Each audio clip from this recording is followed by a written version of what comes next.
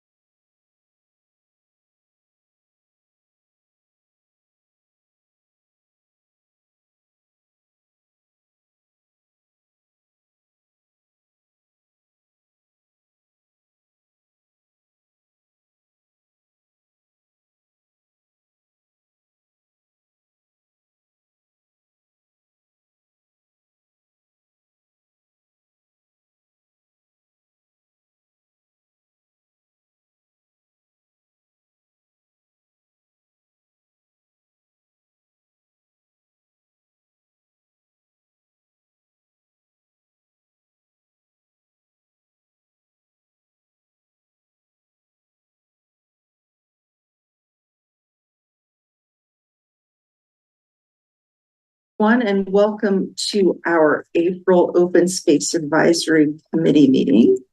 Let's go on ahead and begin with our roll call. All right, could you lead us in that, please? Okay, for roll call, we have Amber Greaves here. Chrissy Verbeck. Here. I don't think she's, no. Jeffrey Wade. Right here. Joanne Maneri. Here. Karen Noisy. Yes. Michael McDonald. Here. Rita Craner. Here. Todd Gleason. Here. Tracy Bain. Here. And then you have Leslie Clark, myself, and then Mike Foster. Wonderful.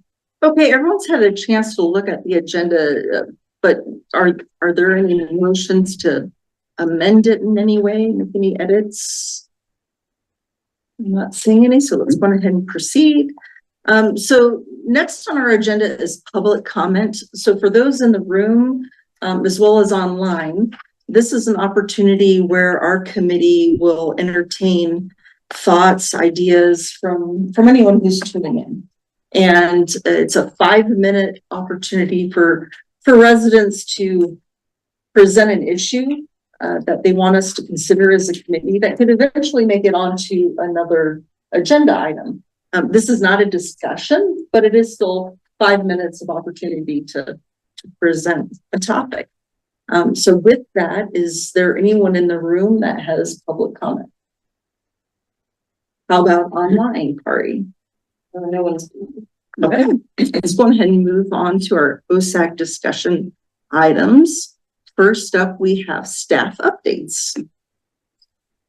So just some brief updates. The First Avenue Bridge went in on Tuesday. The pedestrian bridge. It was really interesting to see him put it in place. I sent you a picture you can bring up, but if people haven't had a chance to look at it, but it's obviously not open yet. They still have to create the trail connections on both sides, but that was kind of exciting to see that go in. I wanted to make everybody aware that we do have fiber coming into town.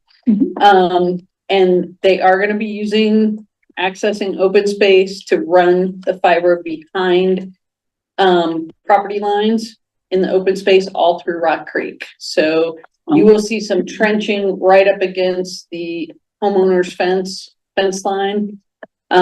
It's going to take them a long time because there's a lot. They have a lot they're going to do. I don't know where they're starting at this point in time. So mostly on McCaslin, or is it throughout the town? Throughout the town. So it's mostly to service residential. So that's why they're kind of going right along. That they gave me was that it was going to be 1 to 3 years before the project would be completed. Wow. And depending on where you live and where they decide to go. Yeah. So if you see trenching going along that fence line, you know, out here along Community or in any of the fingers, that's probably what's going on. And they are required to go back and reseed that area for us. So, just so you're aware of that, the project on McCaslin is a water main, and that's hopefully going to be done the end of May. It's never as easy as you think, right? To do some of those projects. The goats have moved on to another project, and we are waiting on proposals from goat vendors for the summer. So because it's a FEMA project, we had to rebid that process. So I think we're scheduled to do interviews next Friday for any interesting vendors for summer goat grazing. Are you talking to the goats? Great ideas. Can you get through, Christy? Oh yeah. Christy. We met with Boulder County about looking at some kind of prairie dog barrier on our open space south of Coal Creek Crossing. That neighborhood has expressed some concern. There's a pretty active prairie dog community on the county, partially on county property, partially on town property. It's still a good distance away from the homes. So I think we're gonna be looking at a youth core project where they just use the existing strand wire fence and put in, some P-dog barrier. It'll just kind of force that colony to not move north. If they expand, they're gonna have to move south, east, or west. Oh, and so that was what their concern was. That it was Yeah. Okay. Come into the community. So, we're working with Boulder County and the youth and our youth core that we have, our team that we'll get for the summer to do that project. So, and the CDOT parking lot is still slowly coming along. They're working on construction documents for that so we can bid that project out. I think the next phase of that is gonna be signage. So what kind of signage do we want there? In addition to just the typical regulatory, parking from this hour to that hour and, dogs on leash and pick up your waste. What other interpretive or other things we might want to put there? So, that will be further down the road. That's all I have. Okay, question? What's the latest on restoration and along the creek, Oak Creek, with Mount High Flood District again? So we have asked them, for assistance in purchasing plant material and they seem very positive about that. I think at this point, we just need to put a project together, a date and. Is there a window that we need to consider for best times to seed and? I mean, a lot of native plants would get planted actually in the fall. The problem, of course, is we give the weeds that much time, they will overtake everything. I have a picture of an example of an open space property that a bunch of things were pulled out and it is now entirely thistle. The parcel in original town? Yeah. Yeah, we walked by it this morning. Yeah, I mean, What type of vegetation are we thinking? I mean, there's a tree, we'd love to have cottonwood trees down there. Also love to have a variety of different plants and bushes that, are all native. So I guess if there's a specific request for a list of things, I can put that together. I mean, that would be helpful. I think we've gotten some, species from Peter and Yeah. some maybe Well, that's from where I Cole. found Maybe I think, yeah. Mhm. But yeah, anything in addition, they will, the reseeding of native is the easy part. It's the trees are a little bit more work and obviously. Well, they have to get watered and more work to plant. So, I mean, really all the plants probably would need water. And when they're, depending, but if it's really just a seed, you might be okay, but, yeah. Is the same thing going to be done along Rock Creek? I've been watching past. Oh, they're just, I mean, honestly, it's really. I think that would be the right thing to do. Would we be They looking spend at? more than a half tearing it down though. I don't know. I'm sorry. I know. I understand it's not high cost there. I just don't understand. And I understand also that there's been requests from residents, but to make it look, like a park or whatever, and to remove evidence of fire and all those things. But when we have spent 6 weeks, they have been 6 weeks removing all the habitat, and now we're having to talk about replacing it. And it's honestly, it's super. I understand.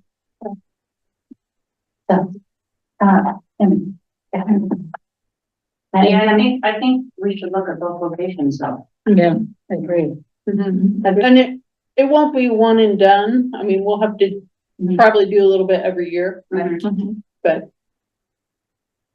well, I'll take an action item to just reiterate the lesson. And like I said, I have a list from Peter and then with some nurseries and places to get different things. Anyway, I'll just try to summarize it for you. And then I guess, based on what you're saying with seeding being optimal in the fall, it would be a several stage process because we'll probably have to go in there and do weeding too.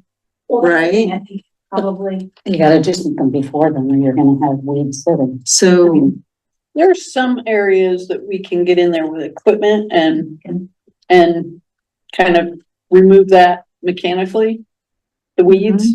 okay. Especially if it's in a lot, like the one you're talking about, like we could easily get in there and just grade that and then start fresh. Okay. But there are some areas, obviously on the creek banks, you're not gonna Not do gonna be able to that. do No, Okay. Okay, well, I'll send you a list. Okay. Leslie, do you have anything else for staff updates? No, Ari?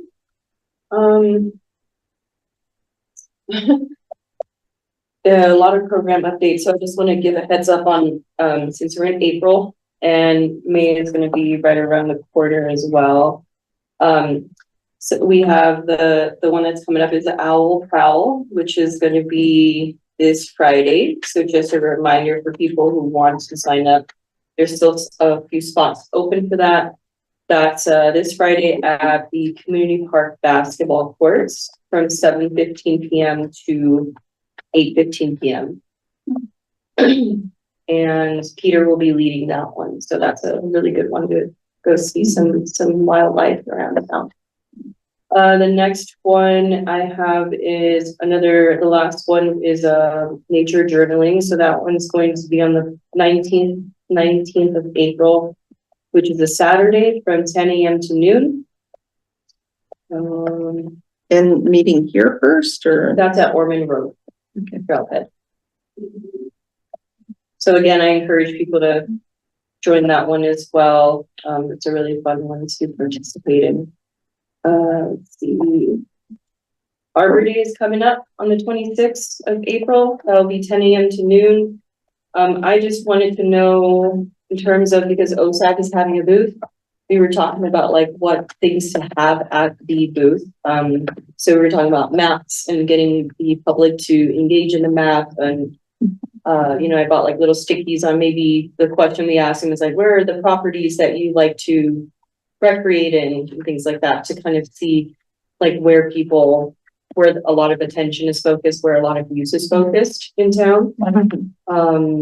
Survey questions are coming up. There will be a QR code. So when people are passing by, they can just scan the QR code and then do the survey for our management plan for open space. And then it is a requirement for Arbor Day to do an activity, so a family-friendly activity. So if you guys want to still do the coyote game, the coyote dog game, you can do that or change it. I'm gonna leave that up to you how you want to do that. I just want to make sure you have all the materials set, and then meet up with whoever's going to be there, meet up with you guys at setup, and then go from there. So does anybody know if they're attending Arbor Day? I will I be. can. So I can get some names down. So I have Rita, Joanne, Tracy, Jeff. Steve, There's Jen, Mike. That's it. Ari, do we have anything, a picture graph of native trees? That'd be a good thing to show. A picture graph of native trees. like You a know, brochure Like a almost. brochure of what are native trees around here. just recommended plantings. Okay. I like that. I got some posters recently, but they're for raptors and mammals. And owls, but I got one of those trees, so I have to. Lexus, what do you have that, the waterways, for aces? Oh, okay. Yeah, and Tyler can probably help source that too. There's a few trees that they just aren't allowing folks to plant at all anymore. Not. Right. Certain trees. Yeah. There's, at least in Rock Creek, there's certain trees that they don't want people to plant at all. That there's plenty of them in town, but they don't want the new ones. We are recommending people follow the CSU extension list for Front Range, Firewise. So we can always point people to that list, but it's a pretty long list. But Might be shorter list to tell them what they can't plant. I mean, in general, junipers, conifers, those species that have a lot of high heat when they burn. And talking about the family oriented activity, we've had the dog versus coyote game for at least 5 years, which is fine. but we have upcoming, we have Arbor Day, we have National Trails Day, and Migratory Bird Day, and then 4th of July. So those are big ones. And so if you are creative and you have the time and interest in putting together something for Arbor Day, that would be great. Maybe we can pace ourselves to have something, but even then it's really tough to get anything done, at least to a non-creative person. What we could do though is put it on our work plan for something that we want to tackle next year at the beginning of the quarter, perhaps.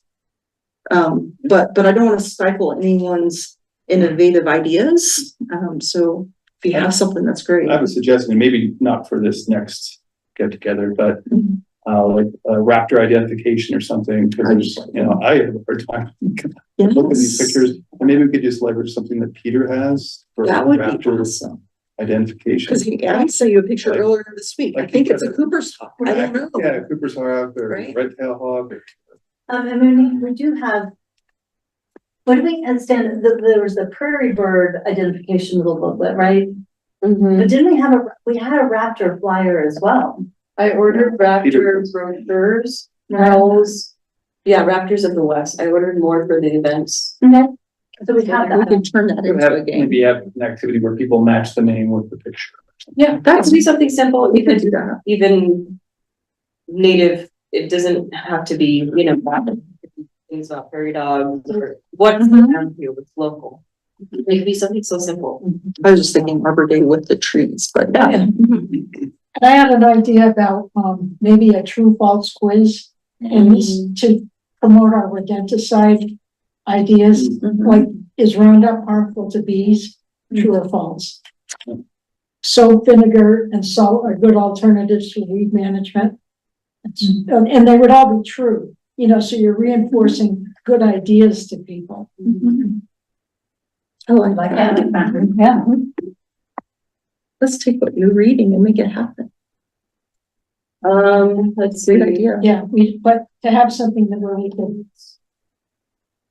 Like a matching. yeah. It can even be laminated, right? It could just be a laminated board with those Right. buttons on it.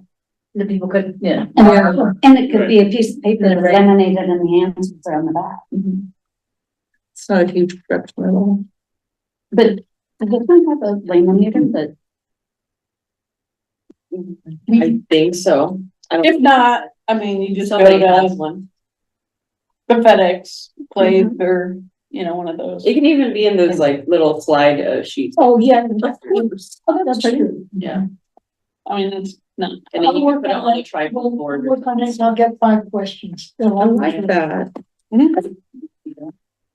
And that meets the requirement. That's awesome. Yeah, that'll be good. A couple more programs. Oh, A lengthy list of animals that live in coastal redwoods. I know we don't have coastal redwoods. Does anybody know of a list of animals that live in trees that are native to Colorado? I find it really interesting, I think. Would Peter? I mean, we probably could Google it and find something. There might be something out there. Great idea. Are you done? I Oh. don't want to interrupt you. no, I just want to talk about a couple more programs. Okay, before we leave Arbor Day, is it, we're having a booth, but none of the other, like, wet monitoring program, those things are not having booths?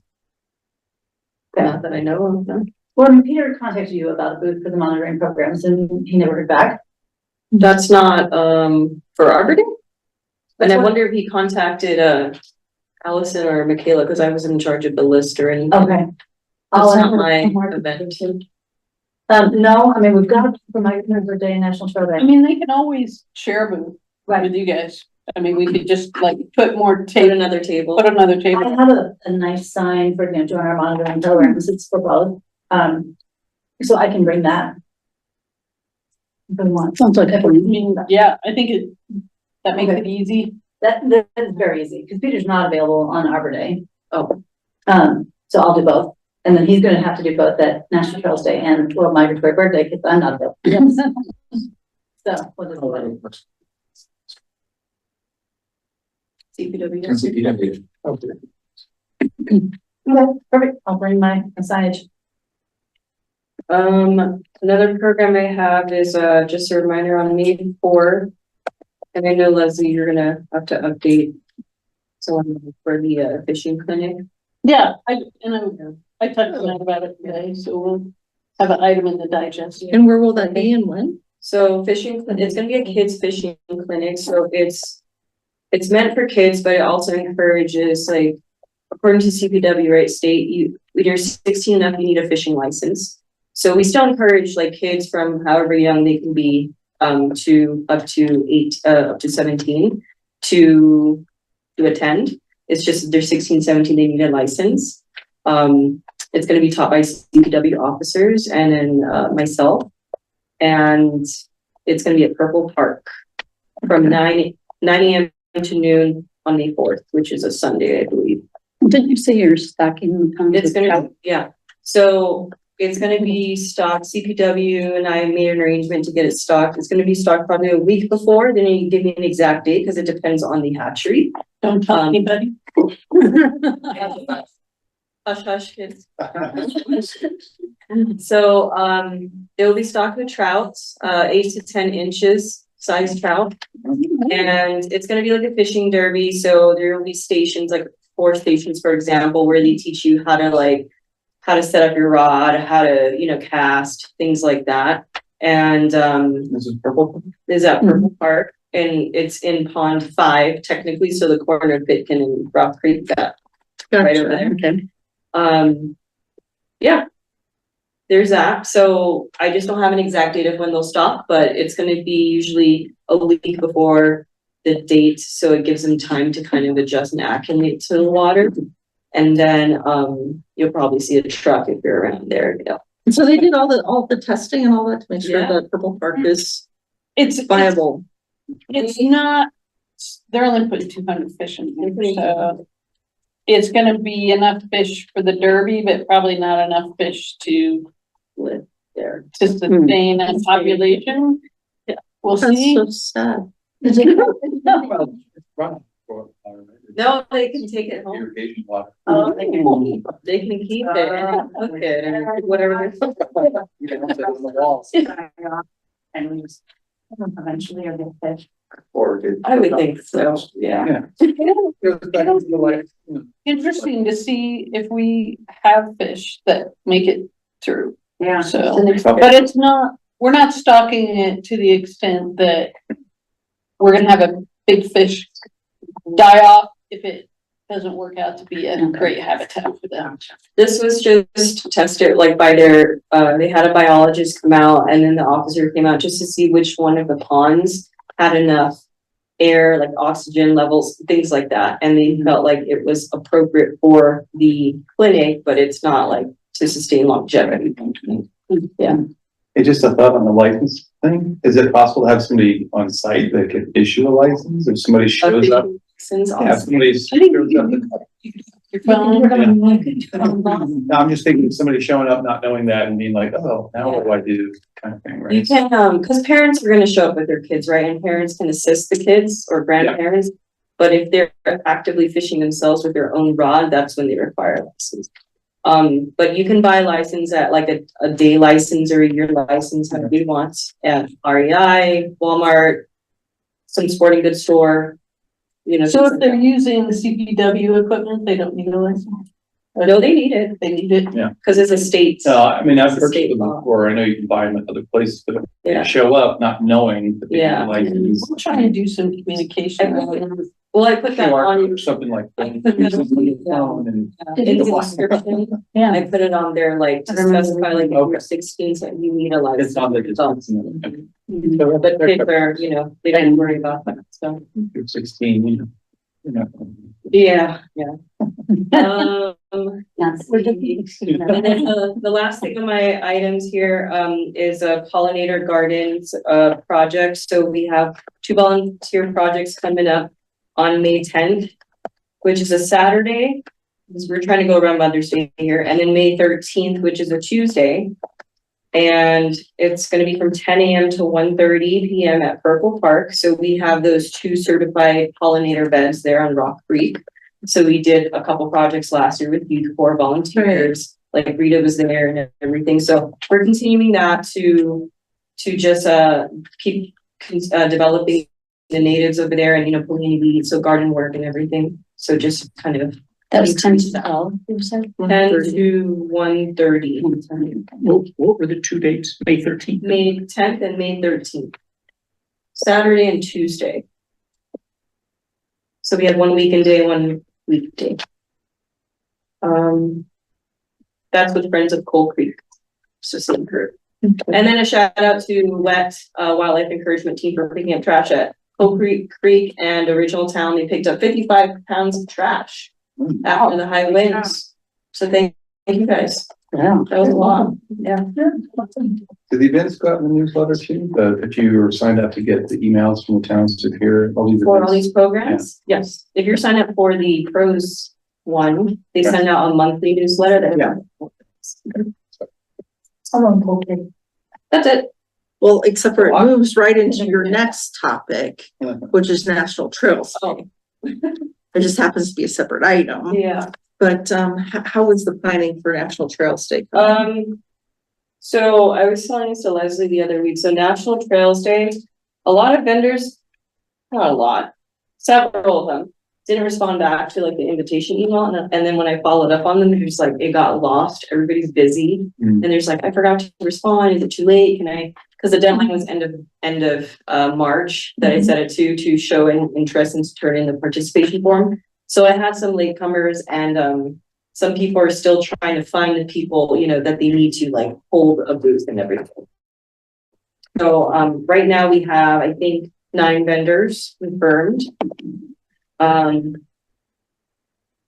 I'm still waiting on a few more people. There might be a chance, this is the downside, that HawkQuest will not make it. They are busy. They're all booked the entire day. They were booked really early. So I'm trying to find another one, and it's been really difficult because some people don't go out of their range. Like one in Fort Collins, I really loved. They're just like, we don't travel that far to do a program. So I've been reaching out to some places in Parker and stuff, and some are just not responsive. So but we'll have reptiles. Haven't done Yeah. the goats in the past, and people are probably saying, Goats will be there. goats. And ice cream, I think. Is the two The ice things. cream, yeah, Ice cream will be there. will be there. They're good. The only ones that have not responded, and I don't know, you know, I've been reaching out to the owners, so it's the carriage ride Oh, Okay. and finding another raptor vendor. I knew those would be tough, and a lot of it, like when we celebrate National Trails Day on the day of, there's sometimes booked in like another place closer to them. Yeah, so those are the 2 downfalls. My apologies, I signed myself up for things. And now I realize I won't be in time. I'm gonna pass this around again. Okay.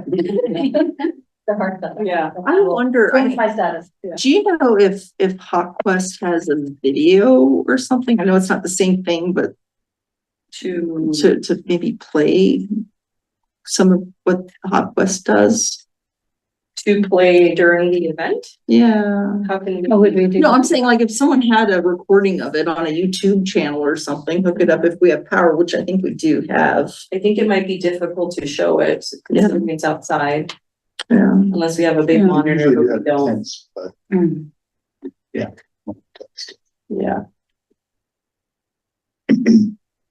Yeah. That's the update for National Trails Day so far. So it's going good so far other than those 2 things. I will pass this around again because I think I explained it weird the first time. So I just want to make sure each block you see on here, each square is for 1 person to sign up, not 4 people per box. So Oh, yeah, I didn't specify that last time. So if it says like OSAC booth setup and cleanup, 1 person is there. So it's like a first come, first serve kind of thing. So like one is for the passport book or the scavenger hunt, 1 person signs up there. Just because I want to delegate it and spread out. Trying to split you guys up. One for Bob. Yeah, sorry. But, I'll pass this around again if you have questions, and it shows what is expected for the expectations and duties for that, and then, yeah. For setup. There's two for setup. And there's two. Yeah, that was just one thing. Yeah. 2 people for setup, and a lot of it is gonna be, the tents are gonna be set up mostly by our maintenance guys. Okay, it's just setting up The tables and chairs. And signs. Even after reading, I like spent a half hour trying to figure out the splash. But I think we got it. Well, Spine blocking. on that, we were talking earlier, so I have my hat. Do you know if we have any leftover hats? We did a garage cleanup last week. And I just have hats for weed warriors. The bucket hats. The It's like bucket town hats, security. like the brim hats, because it was for the new volunteers, and some people have some from the last year, but I don't think there's any. Because I would like for us to put in an order, because we've got several newer folks on. This one, this is several years I ago. don't know who the vendor is, and then I have to go over the design with them, so I don't know. I don't know. Brian, Pete, or for Parker. We like Fort Imprint or one of those groups that does the, my already have our logo. What? That one was not so. The one that came after this was good. Can I see, does it just say OSAC Town Superior? Yeah, it's really a gross. Do we have a graphically talented person that would like to help approve the design or? I mean, I can barely manage stick people, so. I mean, Not the design. You want exactly that, like that type? I mean, this worked. I think the one that came after this was the same, but just a kind of a Or durable different, hat? yeah. That's the one I told you. Do My you have kid the took. other one too? No, he took it. Do you? That's the one my son took. So that was probably the better one. It was. Well, send me a picture of the one that you prefer, Okay, yeah. I and will. then I can do digging and see. Okay. Yeah, because you have several folks who don't have a hat. And we have a vendor who actually, is in Superior who can source those for us as well, so. This is. That's it. For now. We'll come back to you for migratory birthday here momentarily, but next up on the agenda is the Trails Open Space request to Boulder County. Do we have any better idea what, and if Boulder County is asking? We have not had an update on their deadline for submission, so. And last month we said that we would just keep on asking. So Yeah. if you, I mean, I think we submitted in April last year. Right. So I'm kind of expecting it, but, I know they've had some movement of personnel this last year, so, but I can reach out. Can I ask Okay. a question on this one? What's in scope on that item number C? So these are requests from us to Boulder County? Yes, so they send out, to all the municipalities within Boulder County. What are your top priorities? for open space and trails. For open space and trails, and then that all gets compiled into like one document for all the But municipalities. it's more acquisition, it's not ongoing maintenance for work. Okay, so It's more of, here's a great trail connection that we need to make, or, so the reason I was asking, I know Todd can also look yeah, thinking around this too, is I think we could really benefit from folks that might be able to help us consult on Coyote Ridge. Fixing improving some trails or ones where there's erosion risk or what have you. Could that be something that would fit on that list, or is that window already kind of closed in terms of? I mean, it's not so much about, they're not gonna provide funding necessarily Just to, a person who has knowledge to consult and say, I would, change this trail this way so that it doesn't have erosion. And then we I don't talked. think we've ever asked for something that doesn't connect to a Boulder County But it is bold. trail. So there is a ask in this draft And maybe. request list. Yeah. That St. Francis, that Mhm. one that's parallel. for maybe, Maybe yes. correctly. And that's different than the draft you showed us a few meetings ago. It was a short, maybe quarter of a mile to a overlook. That's what it's changed to, because the location of the St. Francis Trail, did not work according to the CDOT, right away. Problem, and keeping it ADA and staying outside of the CDOT right away, we were not able to put that trail where we thought we were gonna put it. So is this in this draft document that you that you circulated, that ADA trail is, this is no longer a request? It It is, but not in the line shown in the map. I don't do It'll be a maps. little That's- more- it'll be, yeah, it'll be the redesigned one. Okay. It doesn't mean we can't also ask for some of this, but it may not be ADA and it might need to a little bit different. We need to get out of the CDOT right away before we head, east. And this goes directly east, so we can't put our trail right through there right away. That makes it a little bit more difficult. But to your question, I think this is something that we could, I mean, so one, we don't know what Boulder County's offer is gonna look like in terms of what we would request. I don't think I don't think we've seen that change in several years. It seems to be the same format. So I would say that might be something, but we already have a list of last year's that we didn't have. And I think that might be a separate ask. Yeah, this Because is it just can- like a Like, do you- consultancy kind of arrangement. Do you have the ability to offer, expertise to us in this To area? help us Yes. redesign like Yeah. picture of like what we should Yeah. put in place, because when we talk about, we have some of those straight line trails that get erosion. And they did a great job out in Marshall Mesa, creating these nice serpentine like loops, so you don't get erosion, just something like somebody draws a picture, so like we could supply the labor and, crews perhaps through other funding sources, but we don't have the expertise, I don't think, on staff to do the redesign of a trail. Or even just to say, here's your top three. Right.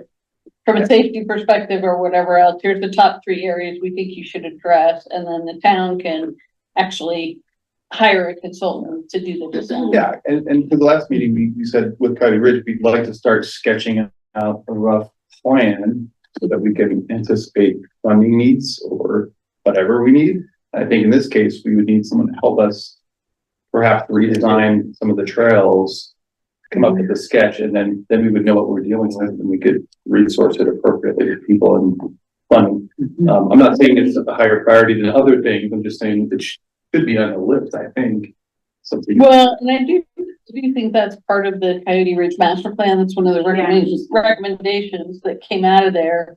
And we have some ongoing funding, in the open space budget for implementing those recommendations. So that can certainly be something that we move forward with I mean, I think asking Boulder County for, do you have this expertise and can you, I don't know if consult is the right word, but can you offer your input?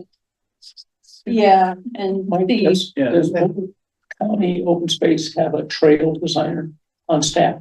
I wouldn't call it, well, we've got landscape architects and then the trails crew who are experienced trail builders. So they would look at the landscape and say, based on the slope and the fall and everything else, we would propose this type of alignment and this type of trail, given the terrain and things like that.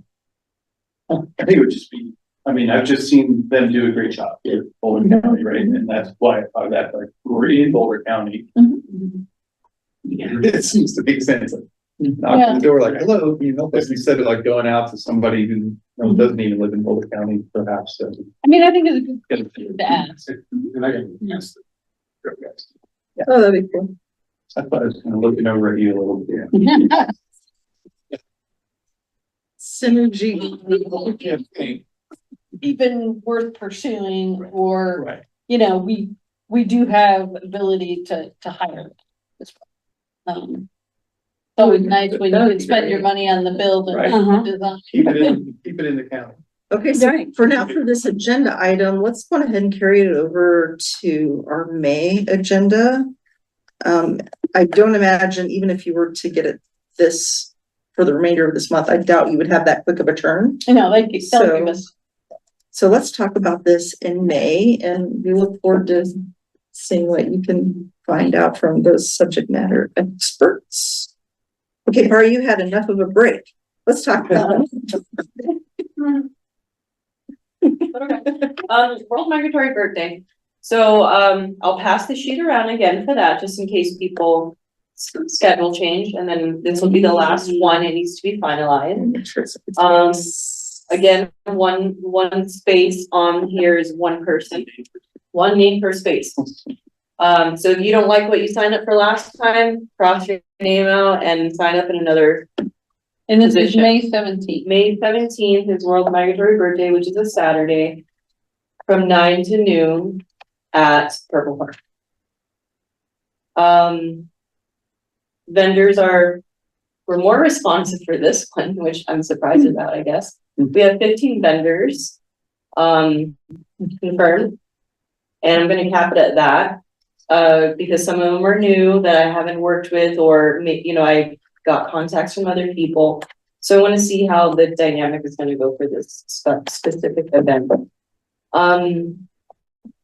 Environment of the Americas is where we got our Bird City certification. One of the people who reviewed our application, I think I mentioned this last time, that they're going to present the certificate to us and give the sign, like the city signs.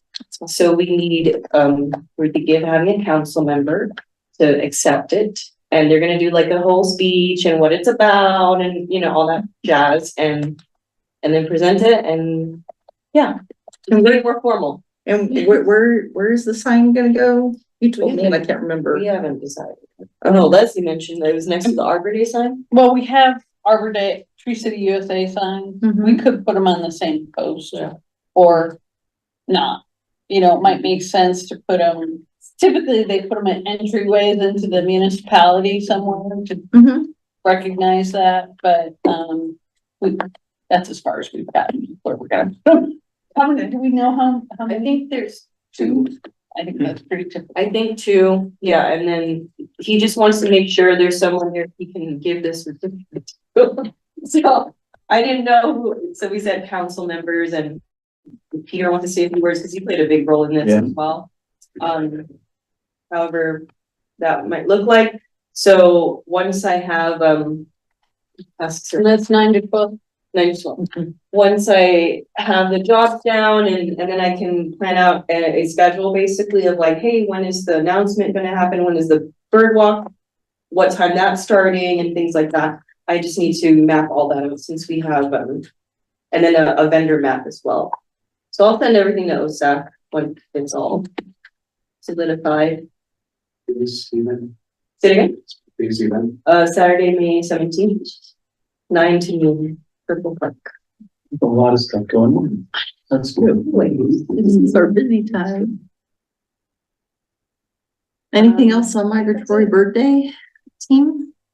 Well, I mentioned last time the movie Winged Migration. Has anybody had a chance to look at that or gotten excited about it? I think it's a really exciting movie when you think about migratory birthday. Do we have, what would be the best venue that we would have to be able to show that? If we If we would, wanted to do that. here. So like, The community. the CAPS group is doing, a series of, like a speaker series. Yeah. I mean, we could do either a standalone one-time showing of that. I don't know what the royalties on that are. We'd have to double check.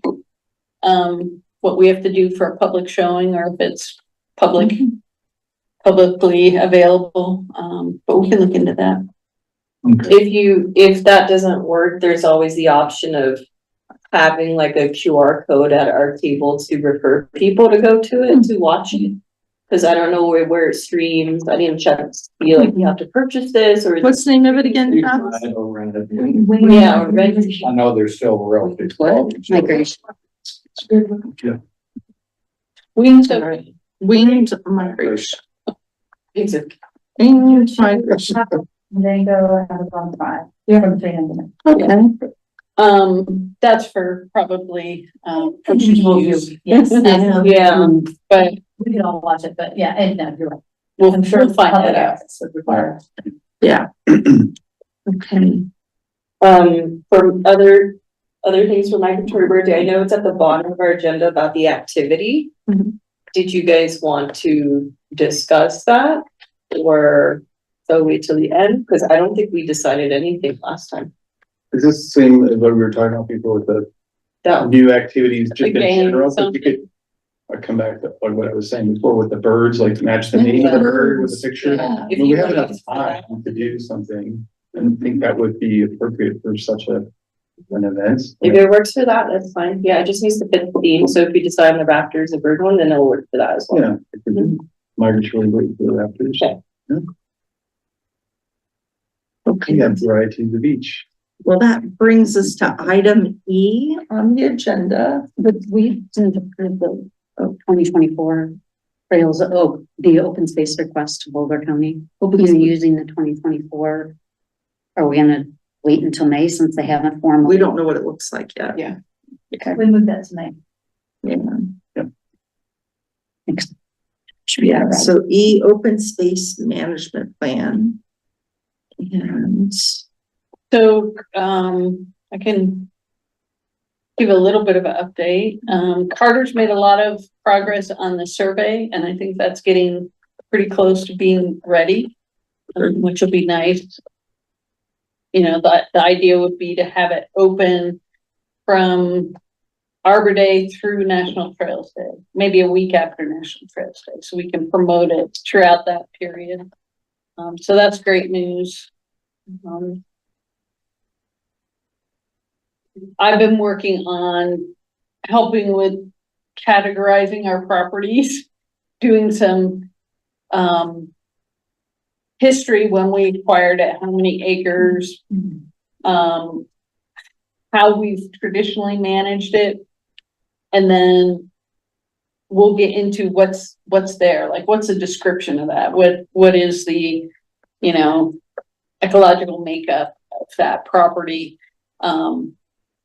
And then I think that will help us with the whole definition piece in the end, that will come full circle. So I'm working on that piece. Had a discussion with the consultants about maybe some reference documents we might want to include, or position papers that you all have, you know, like whether that's on prairie dogs, maybe some kind of a summary of the prairie dog plan. Will obviously use that as kind of a reference document, but it won't be full, you know, we won't put the whole thing into the management plan, but the whole position on rodenticides, that's pretty well fleshed out. But if you think it needs work before we put it into the management plan, you know, I'd love to have those documents maybe kind of polished up for this purpose. And then the preservation of dead trees, habitat, however you want to put that. And then is there something else that, can we include town owned property that we consider as open space? Sound 15? yeah. I think what I've been using is a terminology of managed open space, or space that we manage as open space. Even if it's not zoned open space, how we currently manage that. Yes. Because we have lots of updated Count 15 papers. We do. Yes. And Any opportunity to not lose that. So maybe land acquisition could be a position paper too, or you know, I mean, priorities for land acquisition and even the trail connections. I mean, we can certainly include the document we send to Boulder County, but it can be part of that plan. So that's a good idea. I like that. Does HHR fit into this, or is it because it's not managed in space that we don't? It wouldn't be, reservoir, but Zaharias Okay, could be, Potential parcels. because I think that was the position paper, right? Yeah. and Yeah. It's HHR. yeah. That's- Well, it actually, I'm gonna change my mind on that, because we do work with the county on the management of, I mean, Yeah. how that's managed and what goes on there, and that is I thought the paper was just very well done. yeah, I think that's But I can't find that on the website. I was looking for Oh. that with the change, you know. so you're gonna see some documents go away on the They're website gone, yeah, I mean, like, and as we work on our ADA compliance for the website, so getting forward here too. Yeah. How having a document linked is in any way ADA, I just don't understand. because it's the document itself didn't meet. So Okay, because you can't read, it can't be read out Yeah, loud. PDFs. I had no idea how that worked. people who are using a reader, Yes, if it's in Word, Yeah. great. That's the best Okay. thing you can probably start with. When you get into PDFs, graphs, and photographs, okay. you have to verbally Describe. what that's about. Okay. And so for larger documents, we're actually gonna source this out. We have a company to do it for us.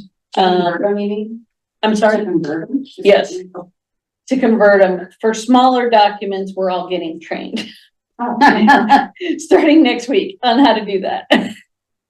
So A lot of work. it's, I think the best case scenario is whatever we do going forward, make sure we have a Word version. Which I find really, I understand the ADA compliance aspect of it, but a Word version is not protected in any way, shape or form, right? I mean, anybody Right. can modify that. Mhm. So from a corporate background, we didn't have to deal with the ADA compliance issues. I would have found that difficult pill to swallow as communications manager. I think there's some protections we can put on there. Okay, And I haven't gone through the training yet. right, yeah. I have done, so Yeah. I don't think I know anything. It's really an interesting topic for me. Yeah, so if there's documents you need, we might have to use our Dropbox for a period of time, but It wasn't that I needed it, it's that in the BOCO request to be Oh. sent, we wanted to have that as a. Yeah. okay, Exactly. okay. So I can request that we put that back on. Even though it isn't. I guess we could attach, could that be attached as part of the submission? Just. That's a great idea. Itself. goes Yeah. with The I packet. don't see why not. Yeah, so if you could just send me that, then I do. Okay. Well, there's other things in there that are hyperlinked, so maybe I'll make it. Yeah, and there's a lot of, we're gonna have to learn how to manage it. We're just starting. It's so interesting too, because like other generations they're more web-based and using Google Docs and like it's hard for me to get into Word, like, cause I'm, more cloud-based, so. It's- Yeah, it's readable. It's not a picture. Yeah, And the Yeah. text is Yeah. readable. Yeah, so Google Docs, they'd probably be just as happy. But you can do, you Yeah. can do Word doc, you can do Microsoft and Google Docs too. Anything else on the management planning? I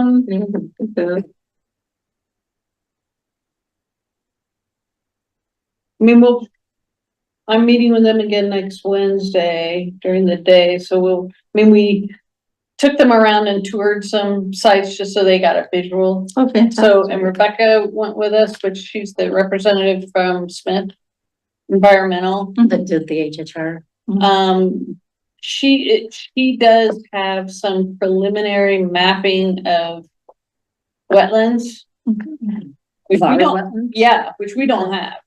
So that was interesting. So she's gonna share that with us, and we could populate that onto our mapping component, so that'll be nice, but she's done reports for the town for, I don't know, 15, 20 years, so she's very knowledgeable about the wildlife, the habitat, A great resource to. she's a fabulous resource, yeah, so. But Carter hadn't seen a lot of these properties before, so he actually got out and we walked right by that property. It's like, oh my God, look at the leaves. That was shocking. But, we should have some progress moving forward on that. We'll talk about it in May then. as Yeah, if you well. could keep it on, that'd be great. Mhm. And kind of just switching gears, our next topic, F, is open space classification feedback for the town's comprehensive plan. We've allocated 5 minutes here to talk about it. I was stressing, so they had to be here for me. Oh, they did, yeah. Yeah. That's funny. Their teacher. They had to stay through me. Oh, So the classification feedback, we wanted to make sure that definitions that we use in open space correspond to what is being put into the town's comprehensive plan, which when we did our pre-meet, you provided the confidence that is the case. the last update I have is they are calling parks and open space, parks and open space. It's not open space and then parkland. It's all combined as park and open space in the comp plan. In the company. So And then in they the will distinction we hopefully, make, you know, the idea is that the open space management plan would then be a reference document. So that if people want more information, go here. go here. If you want classification, if you want to know what kind of habitat, if you available uses, I think that's going to be our plan versus their plan. But I haven't gotten an update. I don't know how in depth that section is going to be yet. So. And that's something I think is probably important to all of us on the committee. Just because parks and open space does not necessarily mean what we tend to focus on. And so, I mean, I want us to at least have an appendix, but Or at least listed as the reference document. Or- in the right. appendix. Yeah. So, I mean, I think they look at it as land use. oh, I get what they look at. Patch of grass is open space. It's, yeah, and I know that our definition will get much more in-depth and granular. Yes. Good word. Leslie, just make sure I've got that right in the notes, that open space is referred to as parks and open space in the comprehensive. Okay. From a land use. Currently, Yeah. and we are having some change of personnel. If you all don't know that, Lisa accepted a job in Lyons. Oh. And so we will be hiring a new, building and planning director, so. In the midst of the comprehensive plan. Yep. She's got some good staff though, that are been working on it all along, so.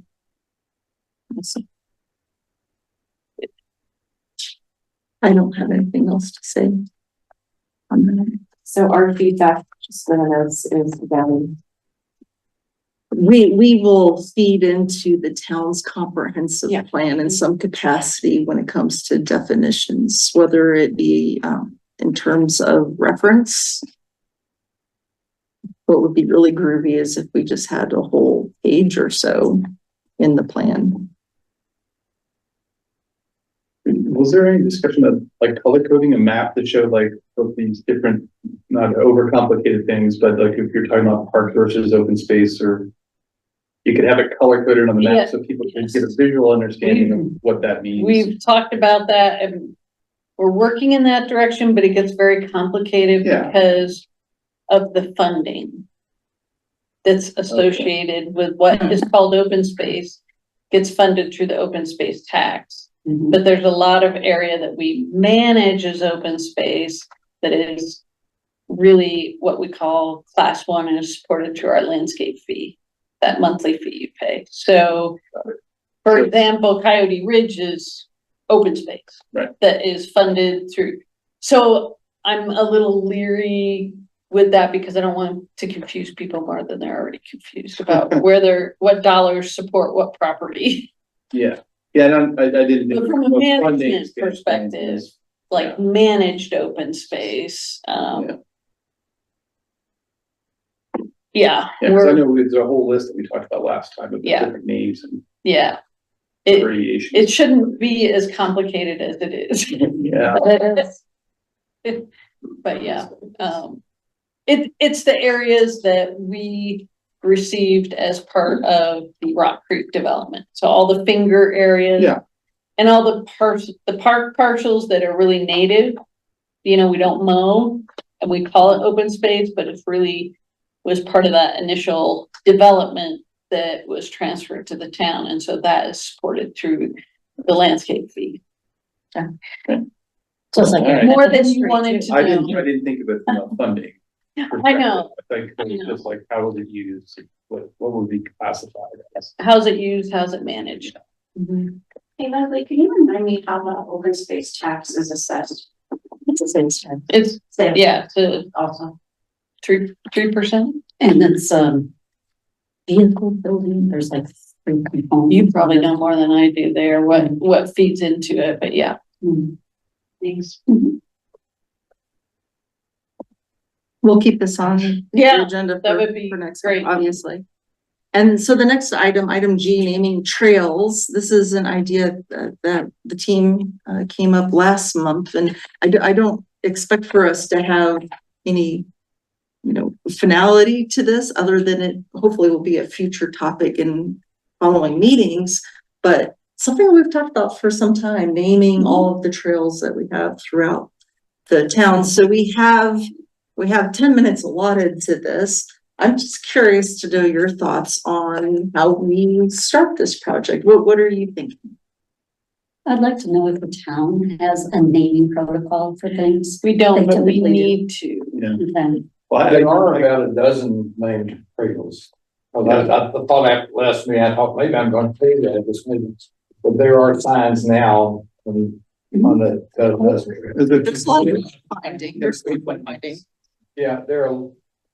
And I know there are a number of signs. I might be able to find some pictures that I took 10 years ago. But there are signs naming trails that probably burned up in a fire. I don't know, but they're, whatever reason, they're gone, and they're newer signs that replace them with different trail names.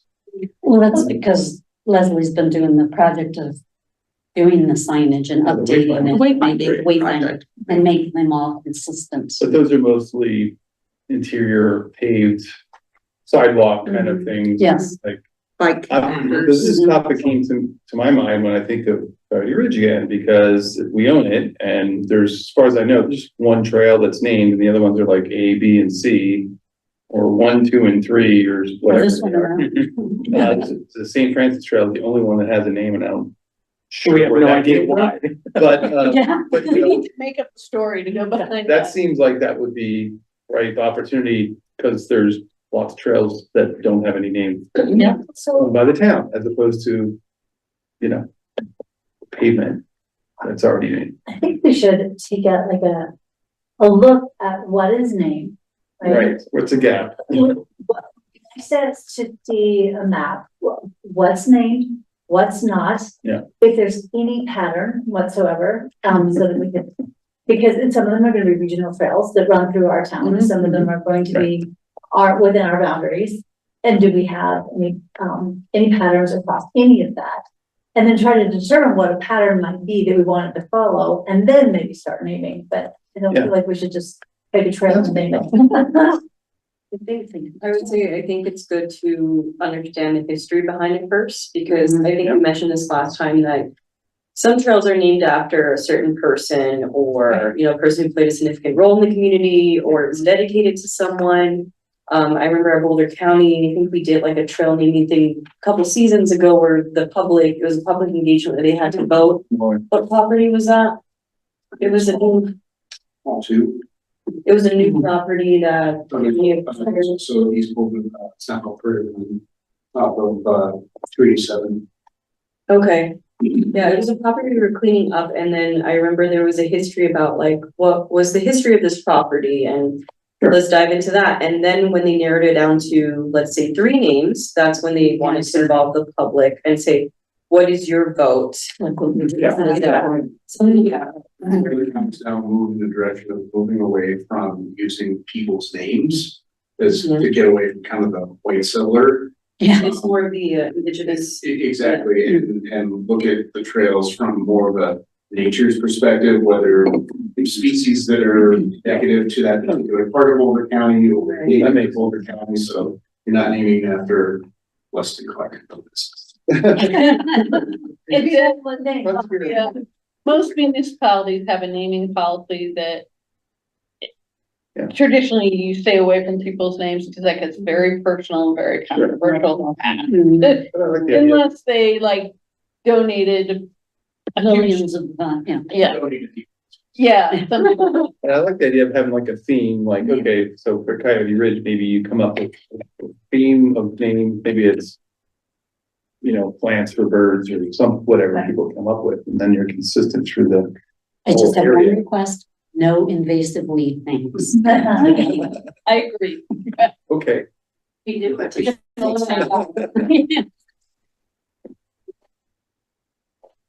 See what's Mhm. named and what is named. I don't know if names are even in there. They're not. Todd has been, Rita and I have been working on, the database of all the trail requests that have accumulated over the years with the intent to eliminate the redundant ones or completed ones and bring a updated list to this group for a ranking, which hasn't been done in 5 years. All those names, and so we're in the process of doing that.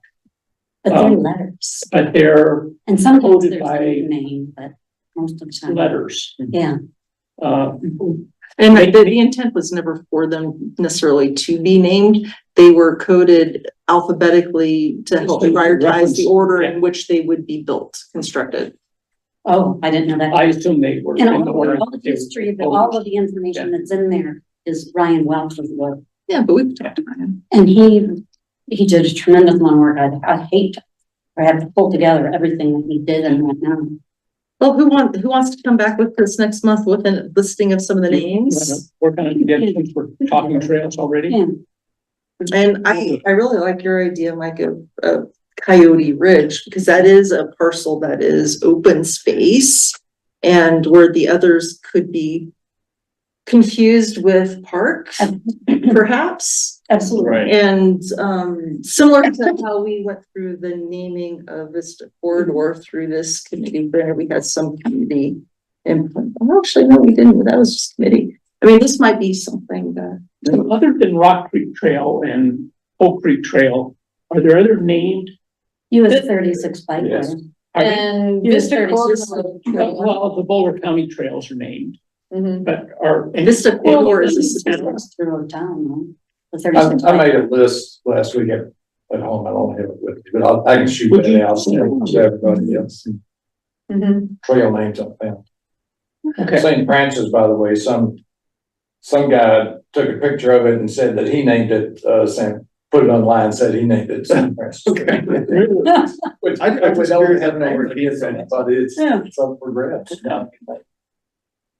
Okay, well, let's stay on time with our meeting and let's move on to the next topic, knowing that Todd and Rita are going to come next month to talk about naming trails. So next up, we have town council meeting issues. If you recall, last month, we added this to the agenda so that this would be a way for us to talk about issues that perhaps need to go before town council in the form of public comments, or as a means to actually get on town council agenda, to provide a presentation. So we're going to talk about dinner topics here shortly. So this is not that, but are there any issues that you think need to go before town council within the next couple of meetings of theirs with public comment? Things I'm thinking of are the things you had on the list For dinner. for dinner, so.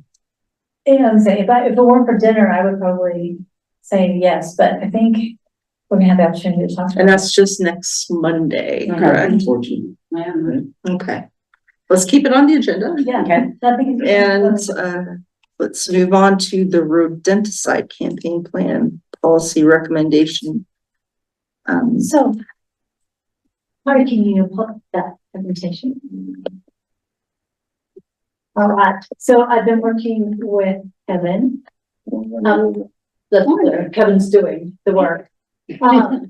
But, just wanted to give you an update. Can you go ahead to the next slide?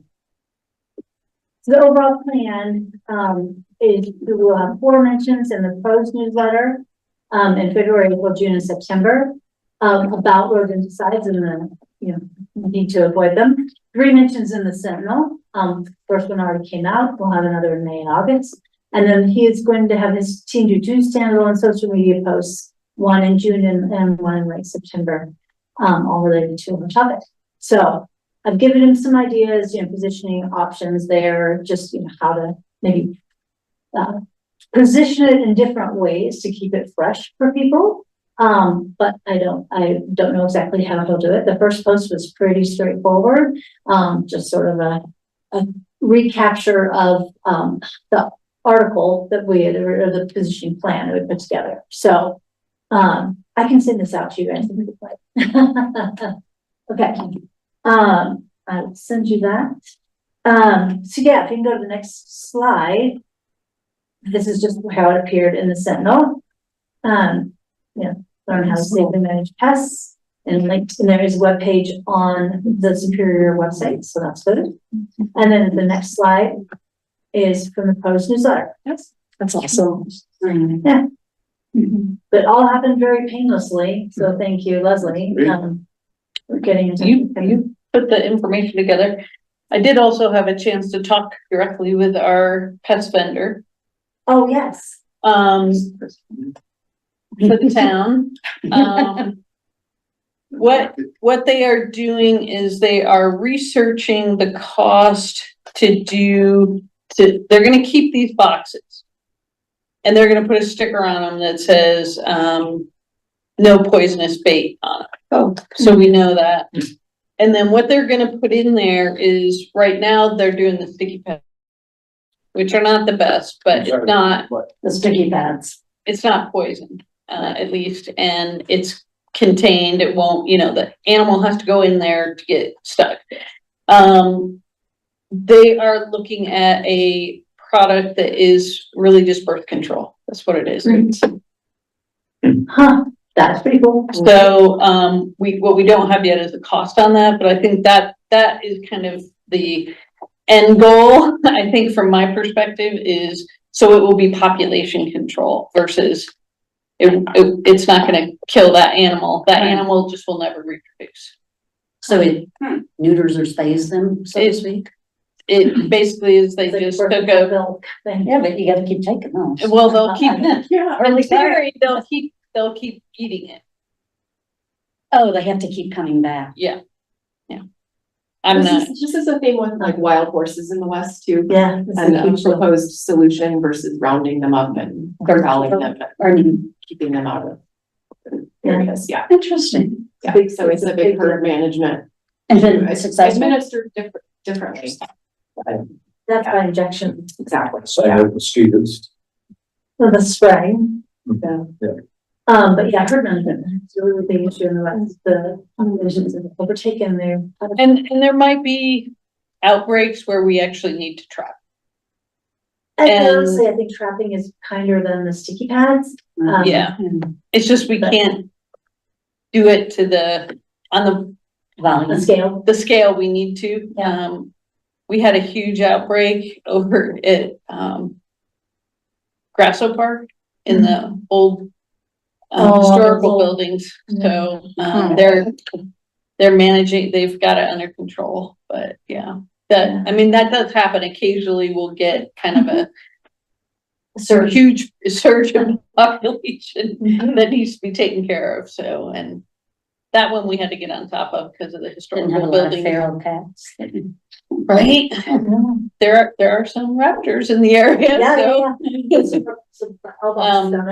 But when you do see those boxes, and I don't know if they have the stickers on them yet, but they are, the ones that are servicing town property now do not have pesticide inside.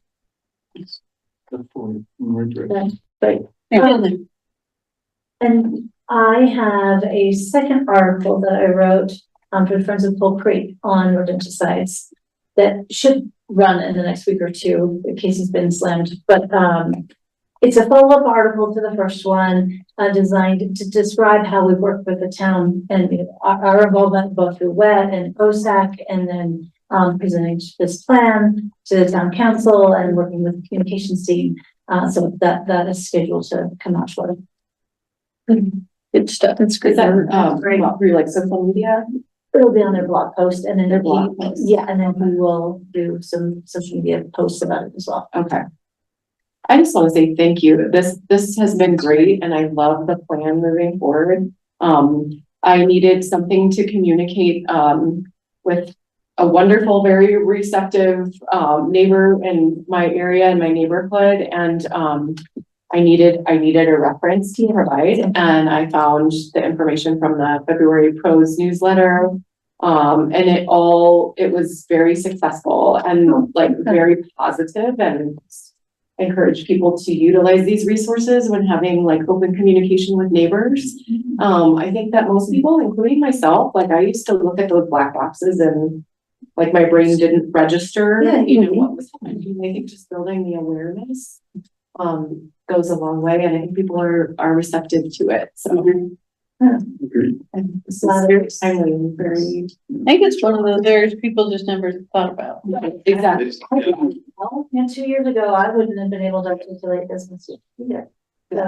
Yeah. I think most people don't want to have like secondary poisonings and harm wildlife and potentially people's pets. Are there vendors for the alternate methods kind of, or is it all just stuff you do on your own? Like, hey, you don't use poison, but are there like companies that specialize in that?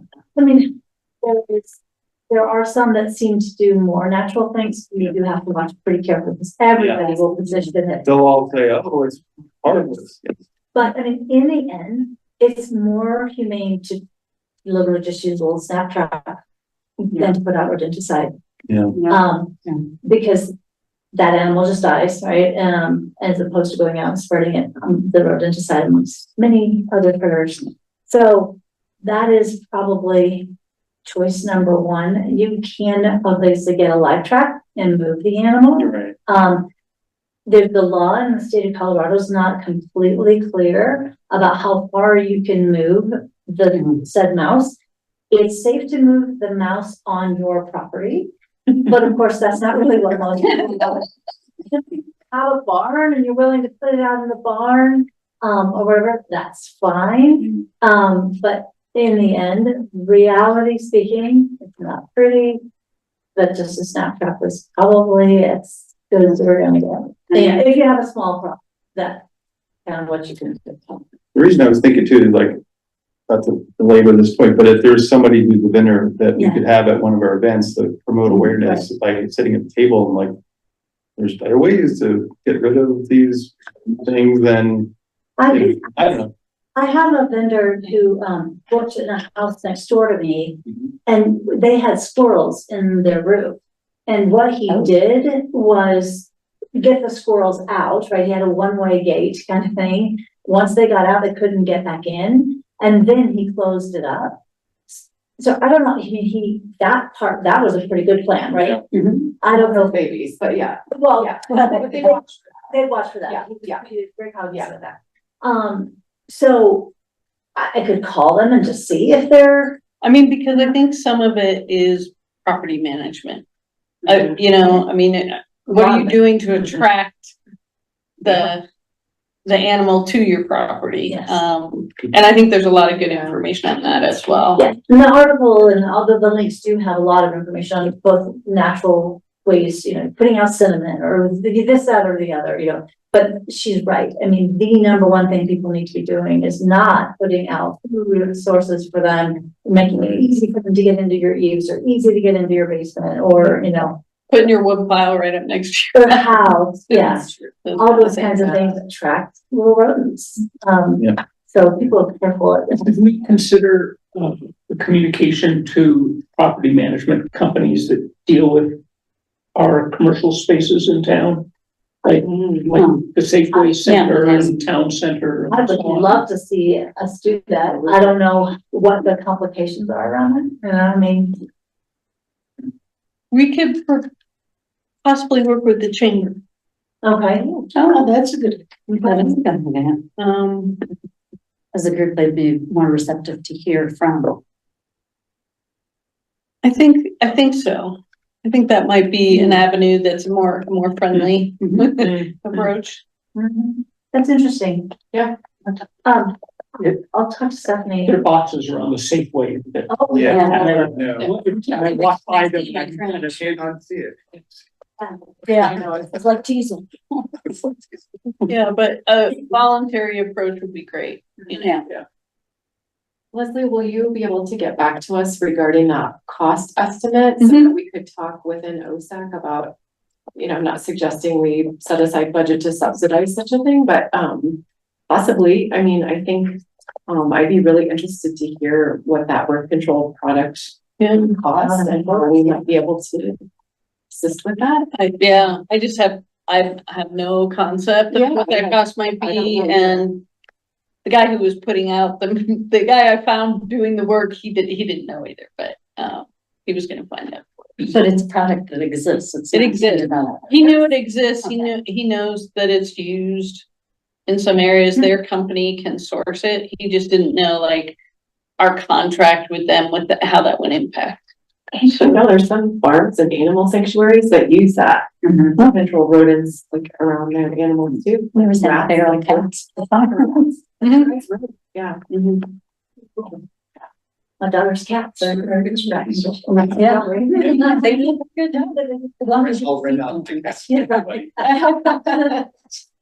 No, this is just a rundown of dates. So, Okay. I know you're gonna send it out. but I will send you this presentation. Yes, thank you so much. You're welcome. Good job. Very wonderful. Okay, thanks for that, Tracy. Next up is our floating islands for duck and geese. I don't know. Should the dentist I'd still be on there next month? Yes. Okay, thank you. I don't know if there's anything to say about this. I mean, There's a project I guess that is ongoing. Yeah, I don't have an update on any project or. The town isn't doing the project, but you had somebody who, or was it you? I mean, yeah, it's in between the two of us. It's, Yeah, one of the members of the wildlife encouragement team said that she had a contact at the high school that would be willing to build the floating islands. And she's a big proponent of this and wanted to see if the town would do it. And, based on the fact that it's a habitat for animals, for geese and ducks to keep them safe in breeding season. She thought that it, might be something that we could champion, but I mean, I'm open to yay or nay from this group. I guess the best process would be if somebody could draw up the plan, like, what are we getting into? What is the, how are we gonna build it? I think what we need would be actual. well, it's sort of explained on the charts that are the panels that are at the ponds. And so are they looking at doing this pretty much the same? Yeah. Okay. Yeah. I mean, Oh, I didn't know think, this was right, because before when it was talked about here, it said it was going to be I don't know, wood or plastic or something. Structure, not that it was gonna well, when be. we talked to Jamie, she said it was gonna be just like I guess I'm not 100% sure. but if somebody could provide a proposal and then we can sign off on it, I think that's fine. I've noticed that there is some work going on for instance, at Riverbend, there's been some work done on the islands that are out there. Not that I'm aware of. I haven't seen anything and I walk by fairly frequently. It's at the end of my street, and it's significantly reduced. Well, there's one near Bose Pond and there's one that, on Riverbend, looking at, Riverbend Pond. And just It's explain a what top- the. Yes, I think It's a lot smaller than it used to be. Yeah, they are on those too. As in the plants or? Yeah, As in both. vegetation as well as the size of the. And the geese are on the left. And I remember Tom saying before that. I just thought it was intentional. The town must have done it. Okay. We haven't done anything with those since they went in, I don't believe. Except for remove the fences around them. Right. Yeah, because And the it plants. turned out, well, it was turned into a hazard more than anything else, but I mean, I think the one piece of information I would put out there is not everybody wants more geese in town. They would like, and I've actually had residents specifically tell me we should get rid of, the geese need to go. And I'm like, well, they're wildlife. Yeah. So it's hard. Yeah, I can't, they don't follow my instruction, but there are people who will ask that question, why are we encouraging more nesting, more geese? And maybe we're not, maybe we're just encouraging an alternative location for that to happen. So just to be aware that there are arguments on both sides of that. But that is good to make us aware. I appreciate that. Yeah. Because I could see somebody saying something like that. Oh, for sure. Good to know. Well, there are human geese conflict, goose conflict, whatever. There are conflicts, you know, whether they're in the and they're blocking street the highway. or what that is. And they just don't pay attention to my home. So, you know, I don't know if these islands will alleviate any of that or not, but Well, So we can keep this Not- on the agenda for next month. Is this something that you want to take Joanne and work with Yeah. someone to see what that plan would look Yeah. like? On a related aquatic matter, they started dredging the yes. fire station pond. Yes. So, Yeah, it took them a little longer because, they were gonna, you know, their main goal is to connect those two pieces of water, cause that's, Yeah. but there's a gas line right there. And so they have to work around that. of course. something. So that did delay them about 2 weeks, but yeah, they started working on that and then they'll work their way up that water channel, cleaning that up a little bit. Okay. Well, next up is our round table. Mike, do you have anything? I do not. Corey? Leslie? Yeah. Todd? No. Amber? No. Tracy? No. Joanne? Yeah, I just wanted to thank Pari for all the equipment she gave us for the cleanup. Those pickers were really good. And the gloves and the bags, so it's very helpful to have all that. Thank you. I was just gonna talk about the trail stuff. Go ahead. We've been doing, but, I mean, I think you know, we have the trail continuity document and it's all that history that Ryan put together and I converted over into Excel so that we could flip around in it more easily, but it's gotten so big that, you know, I can't even email it to anybody. It's gotta be Dropbox. But, Ed and I got together and we're just trying to go through and update it because we're like, well, wait, this one's been completed, you know, in the past 5 years. So that's the kind of stuff that Thank you for doing that. Appreciate you guys Yeah. working. Todd took the initiative. And I'm just the It's an worker, interesting database and, you know, there's a lot of information. but it would provide a lot of the information that you were talking Right. about. I mean, just seems like we get to know all that. Yeah. Is that a Christie, do you have anything? No, I would, when we get to, we still have to do the regular updates, right?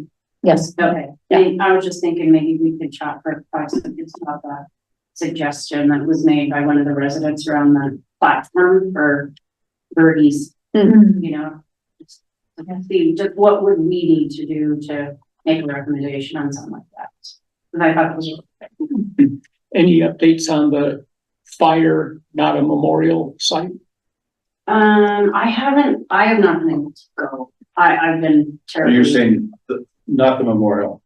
The remembrance. The remembrance, yeah. I can give a little update on that. Okay, that'd be great. Yeah, I've been tied up with work every time I'm meeting, so I'm going to go. Yeah, so we're working on creating an RFP or an RFQ. We're not Q. quite sure yet which way to go with that. That will incorporate the 3 priorities, but allow the probably landscape architects or who are gonna apply for this, allow them to present a proposal for 1, 2, or all 3 of them. And the 3 things are the gathering area, the pet memorial, and some kind of a dispersed, like markers in certain locations throughout town. So trying to wrap our head around how to solicit that, 'cause that's the odd way to do it. And go through that. You know, there'll be a selection process along with that probably the committee is gonna be high in. And then, you know, you might end up with 1 landscape architect that designs it, or 3, we don't know. We got funding for that whole design phase, right? Correct. But not, but we still have. The- Raising. The construction, the ideas of construction would be funded through fundraising. Yeah. And so anyway, we're in the RFP process. We're just trying to figure that piece out, and hopefully that'll go out in the next, I don't know, month, And you at some point in time. we met on Monday, and then the idea was we wanted to, before going out to the community to try to fundraise, people are gonna say, well, what exactly are you building, right? So it's kind of a chicken and egg thing, so we need to have at least conceptual drawings of what it would be before we could go out to people to try to get I money. know how much you need. Yeah, Cool. So I don't know, from the perspective of this committee, if there's fundraising opportunities that you're aware of to share with the group, I think that would be very valuable. Is there any, are there any funds left in the, the major fundraising that was done for commercial fire, do you know? That was a lot, yeah, from the community fund. I don't know the answer to that question. Any compared to what they raised, and I was keeping track for a while, of how much they have. I do think they're looking to involve that group Okay. in, That's one of many. well, or they may be the keepers of the funds, however that works. Oh, yeah. For the funding. Ensure the tax exempt. It's helpful sometimes. Yeah. So, yeah. And for my roundtable topic, I'm just curious, now that our town is home rule, is there anything that we need to do as a committee, any kind of proposition or anything that we need to do to make sure that open space stays open space in perpetuity? We put those protections specifically. Okay, It's its own check. okay. Exactly, and that was. I was on when we had a couple of meetings specifically to dive into the details of open space and make sure it's protected because it's the community value, so it is protected. Great. Thank you. All right, moving now, so, oh, sure. On Monday's council agenda, we have a proclamation for Arbor Day and World Agricultural Day. So since those are events that you're advocating for, encourage you to show up and help support the proclamation. That would be fantastic. And if you haven't heard, with the town looking at pool redesigns and amenities and things like that, there's going to be some public meetings on that. And so please attend those public meetings, provide your thoughts, ideas, input on what we'd like to see in the pools. Wednesday here, 6 o'clock, next Wednesday. that's for the pool, thanks. That's gonna be interesting. Yeah. A lot of And I've already heard some. And closely tied to that, we'll be considering issuance of $20 million in bonds on Monday's meeting, and that is specifically for all of the capital projects talked about as part of the sales tax increase that was passed back in November. So Rock Creek Parkway, pools, things like that. So we're trying to take some swift action to go out to the bond.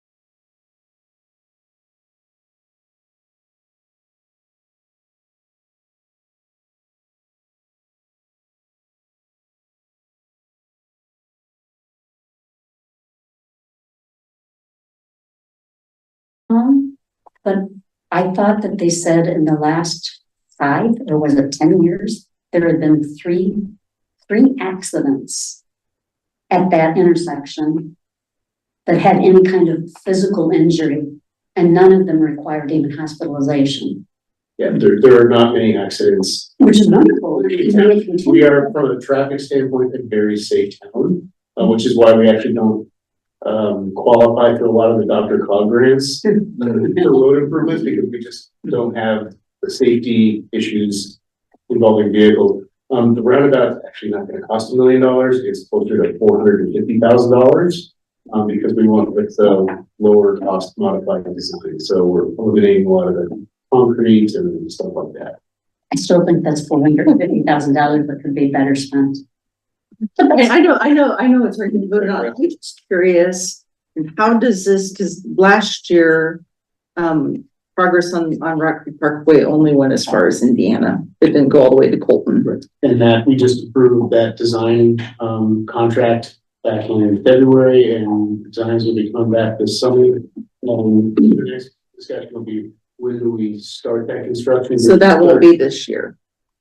It could be this year, or we could defer it until next year, because we realize that from Indiana south, there's a lot of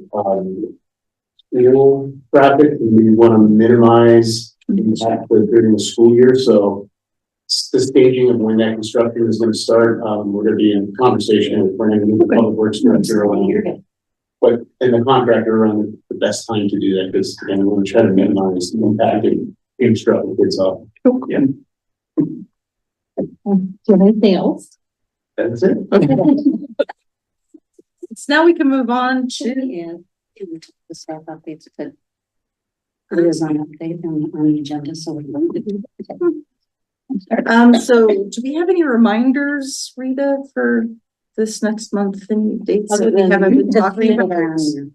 Yeah, so let's move straight into the dinner topics, because that will actually be probably the majority of the rest of our meeting.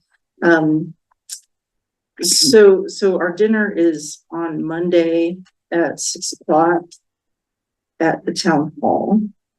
And this, we talked about it a little bit last month, and a few of us have been in email correspondence to make sure that Michaela had the right topics. We know that there are several topics that we want to talk about. In reality, we'll be lucky if we only get through a few of them. And so we started off by just kind of brainstorming what we want to talk about. It really comes down, I think, first of all, to understanding what our mission is, our mission and our focus. We have several new council members who might not know what we do as a committee. So we can start by that, talking about our drive for acquiring as well as preserving open space and wildlife. I would hesitate to spend too much time on that. Exactly. I do think that We need to hit into them. I would like to think, And then move into I agree with you, not too much time. make quick. But I would really like a sense of what you all think in terms of how we tee that up. Amber, you have not had a chance to talk to this current town council on prairie dogs. We have not had a chance to go before the group to talk about Town 15. I mean, we've got a lot of hard hitting issues. What are your thoughts in terms of what should be our 1, 2, and 3? Can you read off the list that we? Yeah, I mean. Overview of OSAC priorities, needed resources, support from council on initiatives, land acquisition priorities, trail connection / improvement priorities, retention of dead trees for habitat, and prairie dog translocation. And those are in no particular order. Well, I thought we had, one of the big things we had said was gonna be on there, I thought, was the whole Creek, restoration. Yeah, so maybe they can go hand in hand with the habitat. Right. Cutting down. That wasn't on the list. Oh, I thought. it was second one. No, so let's put that up there. Second, 1%.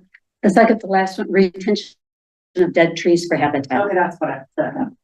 I agree, Tracy. Is Town 15 slotted in there somewhere on one of those? Is it like a subtopic of any of those? Because that got a lot of Land acquisition. Land acquisition. council meeting that I was at. Okay, so it's part of that.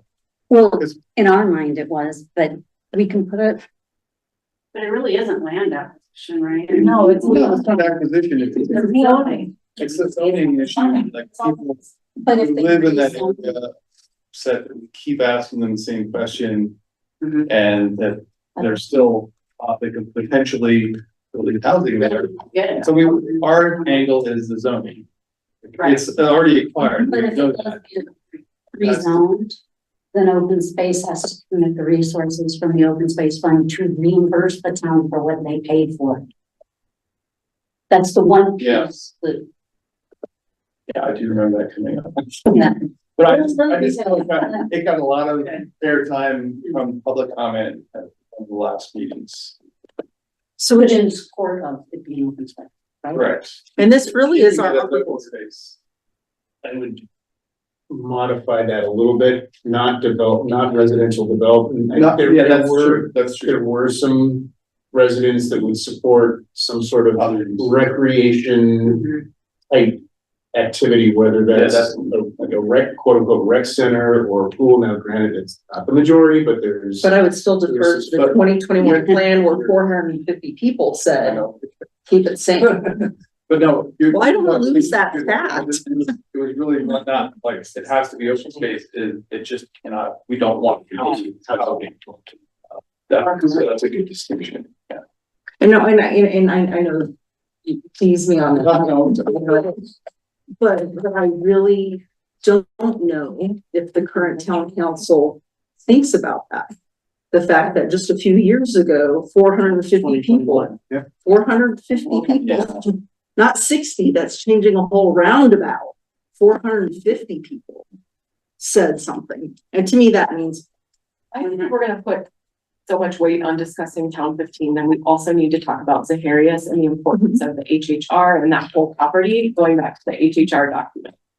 I can integrate the prairie dog discussion into that in about a 3-minute summary okay. of that, but I mean, I guess if I were to prioritize 1, 2, 3, I mean, I would say a quick overview of what we're all about, but as part of the, we've got land acquisition, and then we've got all the rest of our mission, right? Which ties in directly to what you were talking about with habitat and Cold Creek. So I think there's probably a bigger discussion about talking to the council about all the work that advisory committees do, in a sense, right? And to need to see some of that work carried through, right, in action.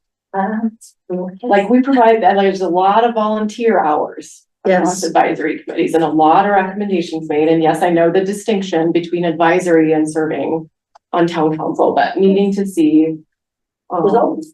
So, yeah. Like you have to see it turn into fruition. Like we don't just talk the talk, right? So I mean, I think that's a bigger priority thing. Like, no, really, this is a huge focus, and we're not at this to be a town that just has like pretty signs up that say we're a tree city. Really, like this is what we're really about. So I think having that discussion, and then maybe it can go into land acquisition. We just have an hour, right? So I don't know, Kara, if you'd feel comfortable going into like just a 5-minute overview of what we're about, and then maybe straight into that, and then maybe 2 15-minute segments each on like Zaharias HHR and then Town 15, because I have a feeling that both of those parcels, it sounds to me like there is perhaps a greater appetite on this current council to be looking at any potential zoning for commercial, like what have we got left, and potentially the tax revenue that those can generate. So I think us have to reiterate all the work that's gone into those 2 parcels in particular. I mean, I would just say those would be my top 3 priorities. And so what I have so far, we've called them different things, but the Rock Creek Parkway and Cold Creek projects. Rock Creek and not Parkway, but yeah, Rock Creek. Yeah, I wrote Parkway, but I know what you mean. Then the Town 15 Zaharias, which could also mention prairie dogs in that segment. And I think what would be great with teeing that up too is, you know, if I were to begin this, I would probably throw into discussion the fact that we have this regularly updated document. And this is important, I think, for town council who thinks about, well, maybe we'll keep the open space behind Costco, and which is great, but it has never been a priority for this committee. And I just think that would be useful to know. But then what we haven't talked about still, which could be our 3rd topic, really would be resourcing. And it is this committee that brought us a ranger. That came from this table, and you need more. And so I would love to talk just a few minutes about what we could do, what opportunities are being passed up right now because the town doesn't have another ranger, another staff member, you know. And would any of us be talking about that specifically, or would we be differing? We would have to, because Ari isn't able to make that meeting. Oh, gotcha. Okay, because I know last year it kind of came up too, and I mean, the council may ask staff some questions, and I'll be there to answer. But I think it's really your opportunity to present your priorities. So, and you're absolutely right, 100%, that, you know, when we acquired Coyote Ridge, and then, you know, the realization that we just upped our open space by 182 acres, we need the resources to help manage this. And this was a great first step. I really do think it was a first step. So Yeah, that's a good one. Yeah, for what it's worth, I've heard from like other folks that have open space boards that they don't always have the cooperation that we do have in Superior. So I think we actually have a very good relationship with our advisory, and the town actually saying, yeah, we're going to do that. Doesn't happen in all these places. So I won't name names, but So we know. So there are some places that don't, their advisory committees go up and do stuff and it never gets active. Doesn't get active up onto the level of those, you know. Yeah. Our relationships actually. Tracy, what, for the habitat and the restoration of Coal Creek and Rock Creek, what is our specific, like, we need to come in with an ask specifically for all, like, what is our specific aspect, do you think? Yeah, that's, I mean, I'd have to think about that a little bit, because I agree, I think we need to specific ask, but I don't know if we aren't the ones that are gonna provide budget per se. And so I don't know what it is. I mean, I think you We can ask ask for a money. commitment for habitat restoration in areas where we mitigated Right. dead trees, whatever. Yes. Do you think though, that do you think they'll ask us any specifics around, well, do you have a budget in mind, or do you have a whatever? They might, but at this point, More the commitment to explore it? I think that's a good starting point. Is Mile High likely to fund? They haven't said that they wouldn't contribute. And they have done some, like when we realigned the creek through Superior Commons downtown there. Don't bring that up, that's another show, but okay, yeah. But they did do some restoration associated with that. It wasn't a lot, but it was some. And they did water the trees down there for like 2 years, which was great. So I think we can, just ask for a commitment to move forward with working with town resources and partners, grants. We've got commitment from Friends of Coal Creek to help out, at least from a volunteer perspective. And Is Mile High leading the work that is being done along Rock Creek now? yes. That's what I thought. Yeah. And then is our ask also, because last month, I think when you guys mentioned it tonight, but last month we talked to about, is our ask also to just figure out how we have better two-way communication? If we go present to the town council and we've done all this research on how the stuff is being removed and why some of it shouldn't be removed, what's a better way to, I guess, have that two-way communication in the future to where then all of a sudden it's all just being removed, or at least from our perspective. Yes, I just, that's part of it too. I agree, and I think that's a lot of what Amber was maybe getting at with some of her, how do we make sure that these things actually get into the process as opposed to us just saying things and then they're not getting acted upon. It's that follow through piece. Yeah. So it's more of a closer partnership, I think. Yeah, that's a good one. That would enable that. Yeah, I think we all got blindsided by what happened at both on Coal Creek and Rock Creek. A lot of habitat destruction there. So. My mom has, been to Texas a lot when I lived there. She goes, "Oh, look at that here. It looks great. It looks just like when you lived in Texas." Wow.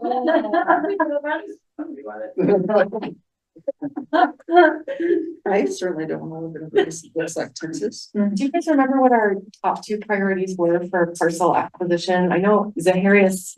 I think it was around 15 was one. No. Well, because we were further along with the Coal Creek properties, right? So that changed on our list. Was it, what's for the Top 15 and 6.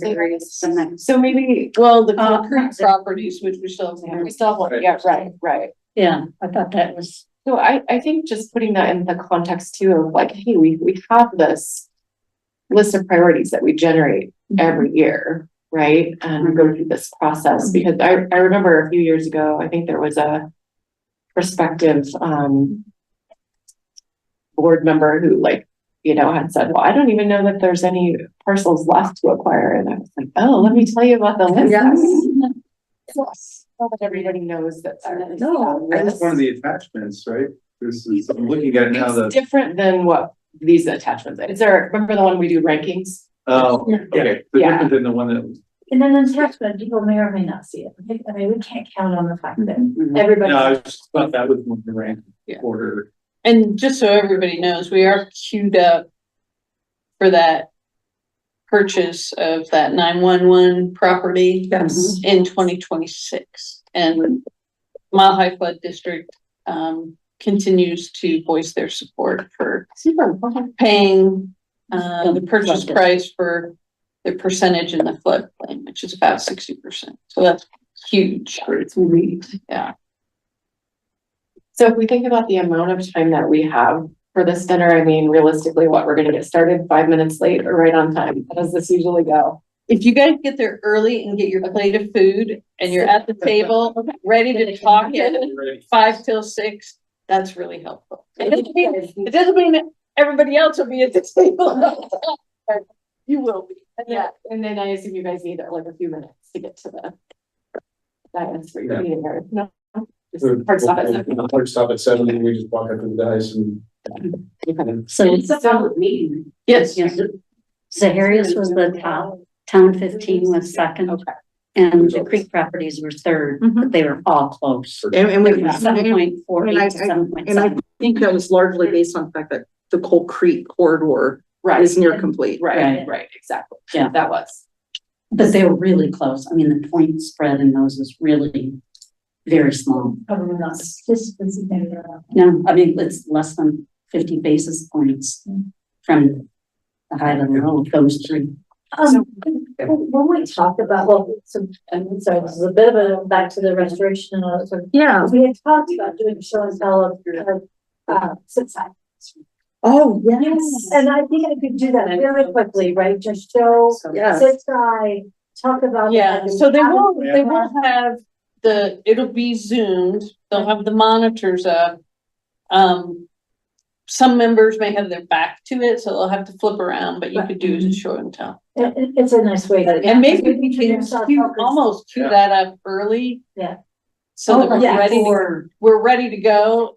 We've got it up on the screen and, you know, that's a great positive, I Right. think. Do you want to start with that then as our number one? Sure. And then we can roll into the properties. Yeah, as I say, it'll feed into, if we do with that and restoration is all tied together, right? Wildlife, the habitat, our concerns about restoration. And it falls right into our mission focus anyway, so we'll talk wildlife, then we'll talk about acquisitions. Okay. And then resources. So if you do like maybe a 5-minute intro and then If you that, have yeah. like, Mhm. what do you think, 15, 20 minutes? I mean, you're gonna be lucky. I know. To get in And we're 10 gonna have to minutes. be really. Because the council's also gonna ask Right, questions. exactly. They might interject and I would say if you have a message that's longer than 5 to 7 minutes, It's not. it's. When I was on pieces, we got the 2 docs. Yeah. Right. I will make it very short. I mean, I can take the HHR recommendation document, just quick highlight that and integrate periodogs into that. Keep it. And Town 15 Whoever wants. is a known topic and it wouldn't take very long to cover that either. And then we'll have the resources. Right. Yeah. Make myself note to prep. We just need to talk And- about and- how we want to pursue. Teresa, maybe you can come up and we'll just take early, so we can get it loaded up. Yeah, maybe bring a laptop, get us a little premium on that. And We'll talk about You won't be able to plug your laptop. That's good. Last, long enough. Planning on doing. No, I mean, can you do, like, can you send it to me? Yeah. Oh, well, it's a link. be on via. So that we'll just pull it up on, just in case, computer that's already hooked up to town hall. It's just a link. So yes, absolutely. I want to make sure I have my password so we can log in. And me, in case there's any questions about anything. Yeah, we'll figure that out. Are other advisory groups doing this as a AV presentation, or is it mainly just Just the verbal conversation. conversation? Last week we had the Youth Advisory Council. It was just a Q&A conversation. The ACES was just a conversation. We had a 1-page handout with just kind of summarizing our key talking points, just so the council had a takeaway. Yeah. Yeah, it's no presentation. Okay. It really isn't time.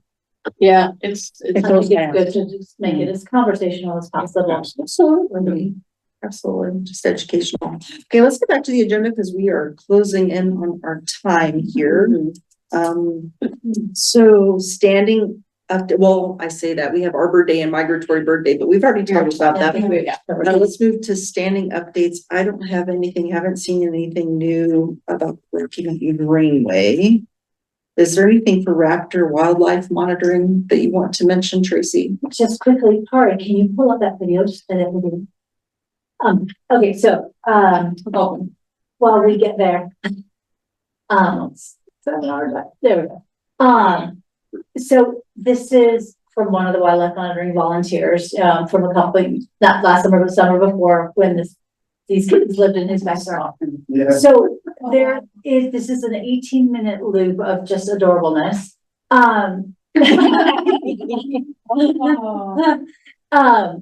So he is happy to have this be used. If there's some way to use it on a monitor, or anything like that, wherever we wanted to use it, it's available. So I just wanted to let people know that we have cuteness.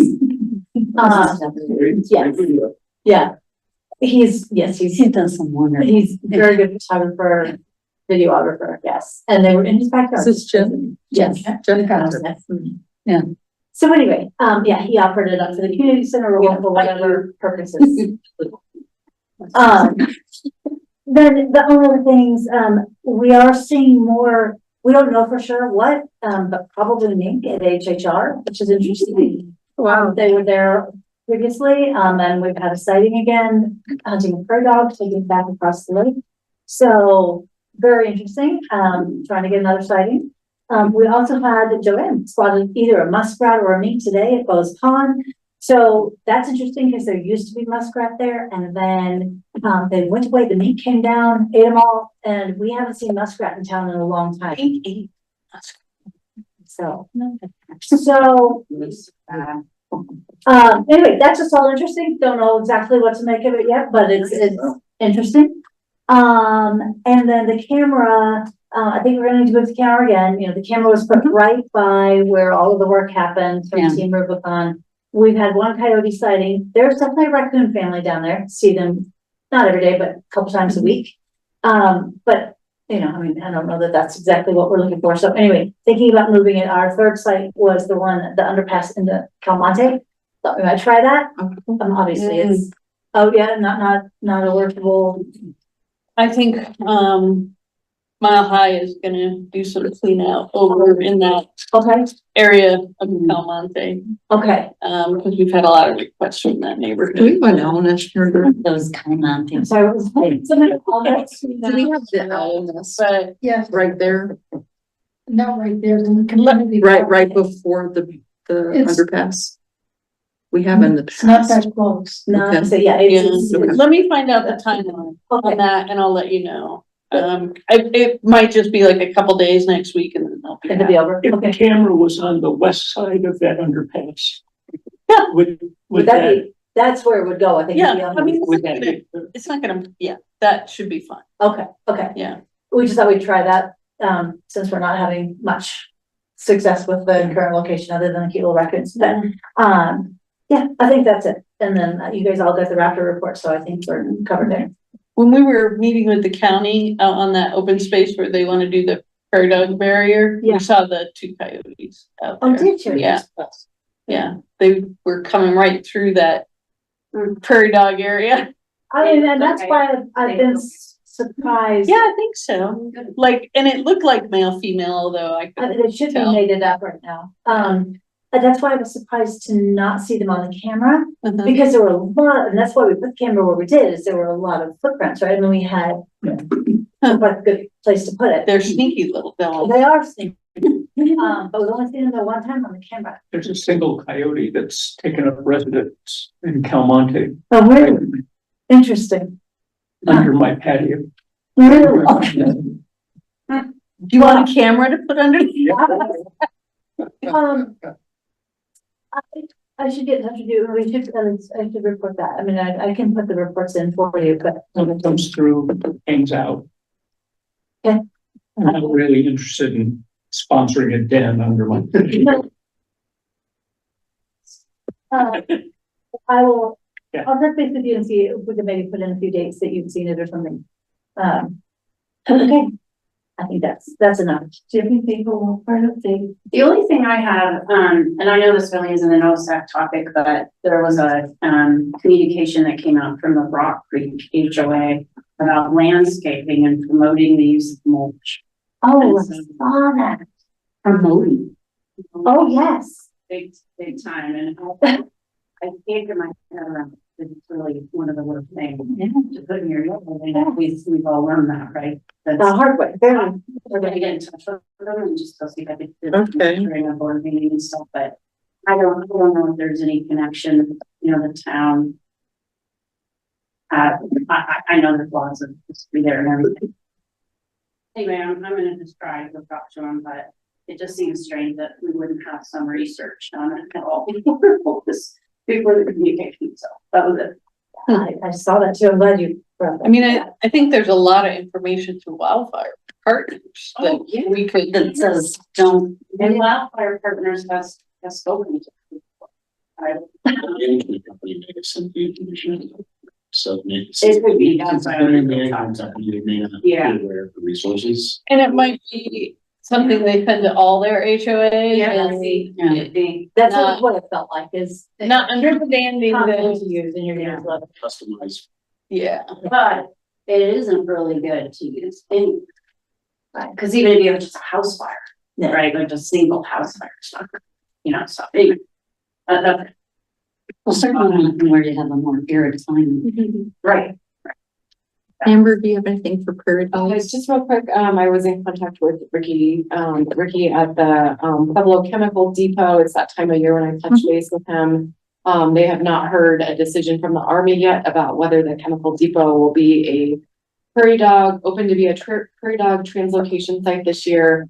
Maybe some of you have heard, I don't know if this is impacting them at all, but I have heard news around, you know, cuts to US Fish and Wildlife Services, as well as potential cuts to the reintroduction of black-footed ferret programs, which this feeds directly into. So I just wished him well and hoped that none of that was happening, but all I heard is that the Army has not made a decision yet about whether that will be a receiving site. That's one we've typically referenced in our prairie dog plan, so I'll keep abreast of that. And I did CC you on that and try to get you in the loop on his email list.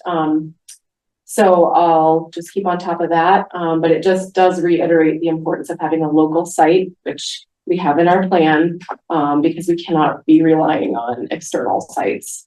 I hope it's still an option because it's a very important site.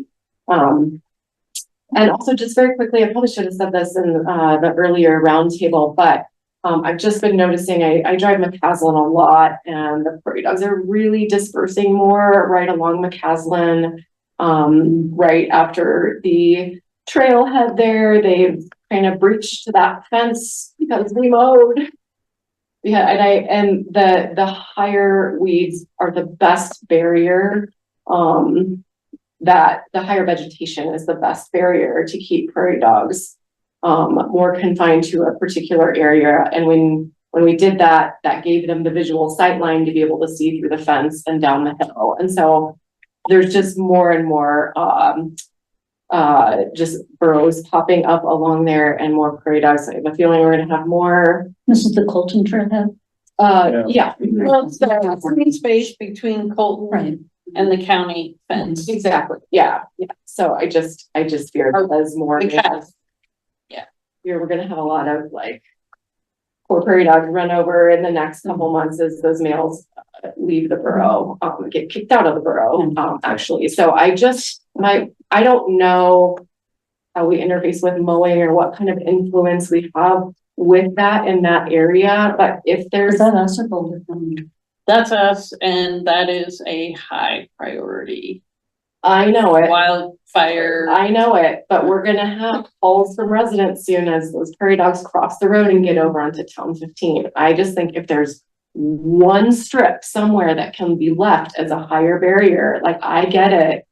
But completely mowing down all that barrier creates a new issue. So if there's one strip along the road where they just don't have that sight line, I wish we could consider that a little bit. It's kind of an eyesore, but should that fence line have a screen barrier? We had the conversation with Boulder County about that, because I don't know that they were aware that we were having that infiltration. Yeah. But new barrier is just a mesh, like chicken wire. It's not, you can't even see it from a distance. Oh, That's how they're doing It's it just, now it has to be versus. dug down pretty far, cause they can get under it, so as long as it's trenched down pretty far. I mean, I'm not up to speed on their particulars, but they have a methodology, I think. They don't dig down, they put an apron, so it Yeah. it goes up about 4 feet and curls over so they can't climb over, and then there's an apron, so they can't dig That's into the road. right, yeah, Within 3 or 4 feet of where they yeah. go. And Should that be considered on this, pending Boulder County ask? I think that's more management than, no, I think that's separate, but we can, I mean, it can be something we can work with them cooperatively. Okay, I'm just trying to prevent a bigger, like, I- I know all of everything around why the mowing is occurring. I get all of that, but that's the next thing. Residents in that area are gonna be. There's talking to, definitely unintended I know. consequences. grazing, and when you've got livestock going up against prairie dog barrier fence, sometimes the livestock can Damage it. damage it when they try to. Yeah, They get saw holes in it and- Scratch. I didn't even think about that. Yep. But it is, pending issue I noticed. Yeah, okay. Yeah. Yeah, that's all, I just wanted to bring that up. We have habitat preservation update listed. And this is more a standing update. We've talked about it a little bit already tonight, but moving forward, it'll be a standing update, especially as we talk about efforts in Coyote Ridge. How do we develop Coyote Ridge or maintain trails while also thinking about preserving habitat? Unless someone has something new today that we haven't already talked about. Grant asks, is there anything? I forwarded that document from Brooke. I think she just wanted to put some, she sent that, I think, to all the committees, so it wasn't specific for OSAC, but she did offer some comments on land acquisition grants and some of the things to think about and some resources. So I think that was good information to have. It's not real specific at this point, but she's always out there looking, so. Yeah, I tried looking through some of the stuff. I didn't find anything in the second resource that she had, but the first one had some things that Looked, possibly. it's, I haven't looked at them yet myself. And we've already talked about migratory bird day, activity. What about communications update? Do we have anything for Kevin that we haven't already talked about? You know, Other that than besides-